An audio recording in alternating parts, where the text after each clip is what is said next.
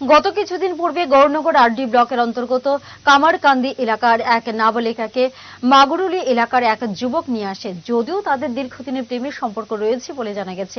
গৌরনগর পঞ্চায়েত সমিতির vice chairman বদরুজ্জামানের নেতৃত্বে ওই নাবালিকা মেয়েকে তার অভিভাবকদের হাতে তুলে দেওয়া হয়। গতকাল পুনরায় ওই নাবালিকার মেয়েকে মাগুরুলি এলাকার মুয়াকির আলীর ছেলে সাইফুর রহমান নিয়ে আসে। পরে পুলিশ সহ পঞ্চায়েত সমিতির ভাইস চেয়ারম্যান বদরুজ্জামানের নেতৃত্বে সমস্ত জায়গায় তল্লাশি চালিয়ে 12 ঘন্টার ভেতরে ওই নাবালিকা মেয়েকে মাগুরুলি এলাকা থেকে উদ্ধার করতে সক্ষম হয়। মেয়েটিকে তার অভিভাবকের হাতে তুলে দেবার কারণে এলাকায় স্বস্তি ফিরে এসেছে। আমরা দুপুর 2 থেকে এখন রাত্র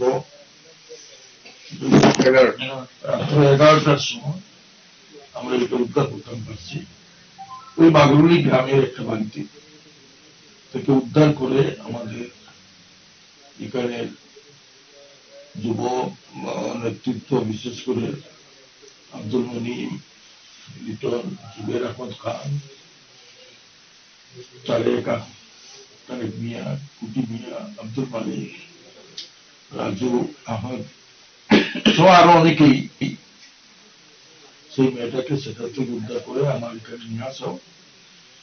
আমি মহিলা থানার ইনচার্জ এবং কৈলাসহর